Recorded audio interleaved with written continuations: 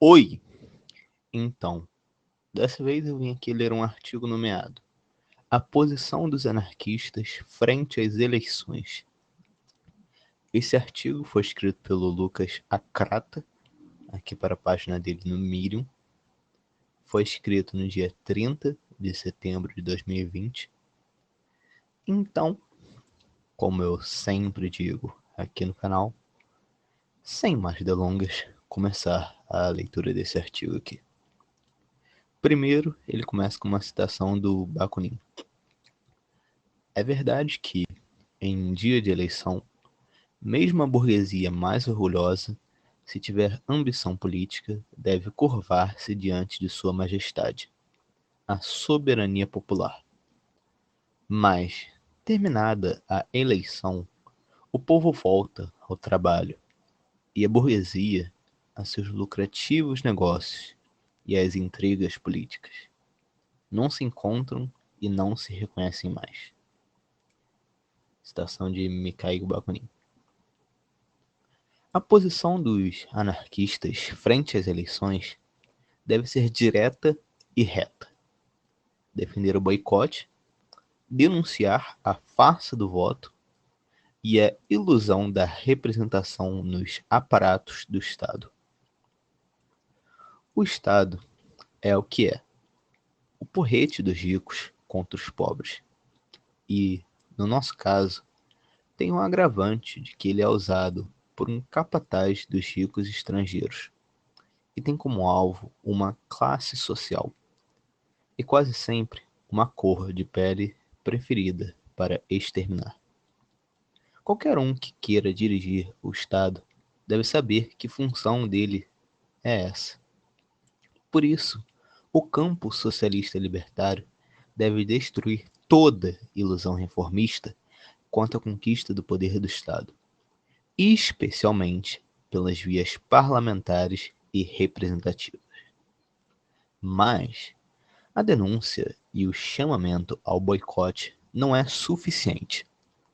É necessário, pois, uma contraproposta. E a contraproposta é justamente a construção do poder popular.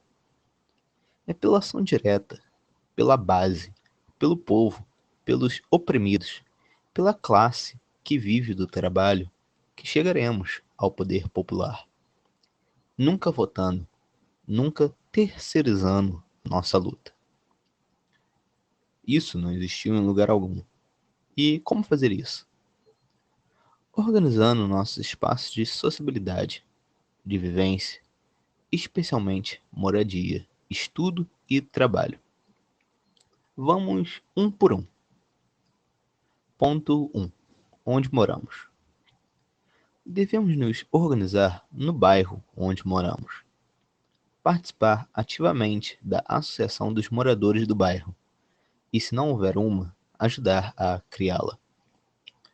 Chamar os vizinhos a fazer parte da associação. Dentro da associação, conhecer os problemas, as necessidades e as reivindicações do bairro. Exemplo, pontos de ônibus, ruas esburacadas, má estrutura do posto de saúde, falta de creches, etc. Debater com todos os moradores e apresentar propostas de solução. Essas propostas devem ser debatidas e votadas, onde todos os moradores podem participar, de forma igualitária, livre e democrática. Essa proposta deve ser efetiva pelos próprios moradores e moradoras, diretamente, sem passar pelas mãos de políticos profissionais, vereadores, prefeitos, deputados, etc., pois não representam o povo. Se essa proposta depender de um ato governamental, a associação poderá eleger um ou mais delegados ou delegadas para levar a proposta para o órgão governamental local. O delegado ou delegada deve ser fiel à proposta votada e discutida, e seu cargo pode ser revogado a qualquer instante. Devemos lembrar: o Estado nunca aprova algo que não seja do seu interesse, e muitas vezes os moradores e moradoras terão que ir à luta, protestar e obrigar o Estado a cumprir a proposta. Ponto 2. Onde estudamos? Devemos nos organizar onde estudamos. Participar e construir centros acadêmicos e grêmios estudantis, que trabalhem de forma autônoma e em defesa dos estudantes e das estudantes. Os CAs e grêmios devem ter uma estrutura que possibilite a participação ativa de todas e todos os estudantes. É preciso que se busque conhecer os problemas do colégio ou da universidade. Exemplos. Restaurante universitário, estrutura das instalações, relação com os professores, modelo das aulas, etc. Essas questões devem ser debatidas entre todos os alunos, que podem e devem apresentar possíveis soluções. Os alunos e alunas devem efetivar, se for possível, as mudanças com as próprias mãos.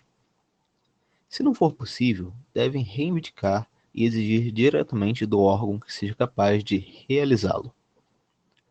É importante que os estudantes e as estudantes tenham solidariedade com os trabalhadores e as trabalhadoras da escola e da universidade, professores ou professoras e servidores e servidoras, e vice-versa, ajudando-se mutuamente. É preciso tomar muito cuidado com as grandes organizações que fingem representar os estudantes e as estudantes, exemplo da UNE, UBS, UPS, etc., mas representam seus partidos e suas ambições eleitoreiras.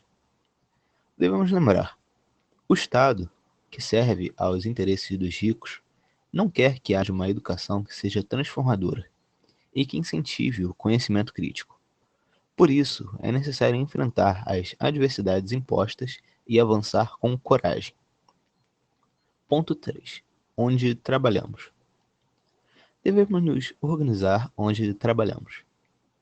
Geralmente, os sindicatos, organização que deveria ser dos trabalhadores, são controlados por partidos políticos, que não representam os interesses da classe ou por fantoches dos patrões representantes do governo e de empresas.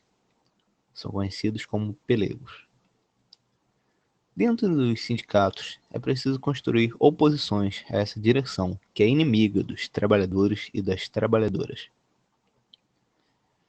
Essas oposições devem ter um caráter de organização permanente, que tem por objetivo final tirar a direção pelega e construir um sindicato autônomo, que represente os verdadeiros interesses dos trabalhadores e das trabalhadoras. A oposição sindical deve acolher todas e todos os trabalhadores, buscar conhecer os problemas e reivindicações da categoria. Os problemas e reivindicações devem ser debatidos por todas e todos trabalhadores a fim de encontrar uma solução, ou seja, uma proposta que represente todos, ou no mínimo a maioria. Essa proposta deve ser efetivada pelas próprias mãos da categoria, sem passar por políticos ou pela direção pelega. Se for impossível fazer diretamente pela categoria, é necessário convencer a classe a lutar pela efetivação da proposta, seja passando pela Assembleia Geral da categoria, seja impondo pela luta ao patrão, à direção pelega e ao governo. Impedir a cooptação pela direção pelega e a penetração de partidos eleitoreiros e que querem se aproveitar da luta trabalhista, e incentivar e ajudar na criação de oposições em sindicatos em que elas ainda não existem. Devemos lembrar, os empresários, o governo e a direção sindical pelega só atuam em prol de seus próprios interesses, ou de outros, que não são o do povo trabalhador. Por isso, muitas vezes, é necessário ter uma postura vigorosa de enfrentamento contra essas forças.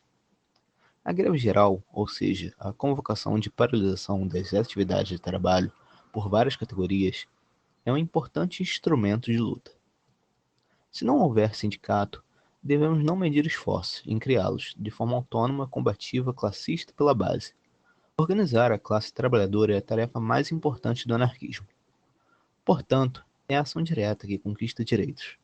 É a luta do povo rebelado, e em luta direta contra os opressores, que quebra paradigmas, cria novos modelos e formas alternativas de organização política, social e econômica, que cria novos mundos.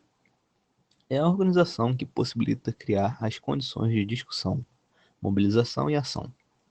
é na organização, no cotidiano, nos espaços de socialização, seja estudo, trabalho ou moradia, que emerge a força social dos de baixo, capaz de fazer recuar os de cima. Por isso, tranquilamente, não participarei do processo eleitoral e incentivarei todos à minha volta a boicotar a farra das eleições. Fora do poder real, tudo é ilusão. Nós por nós sempre. Não vote. Organize-se. Então é isso. Esse foi o artigo do Lucas Acrata para a página dele do Medium. Achei um artigo um tanto quanto interessante, falando sobre a questão do voto. Espero que todos tenham gostado da leitura desse artigo e até mais.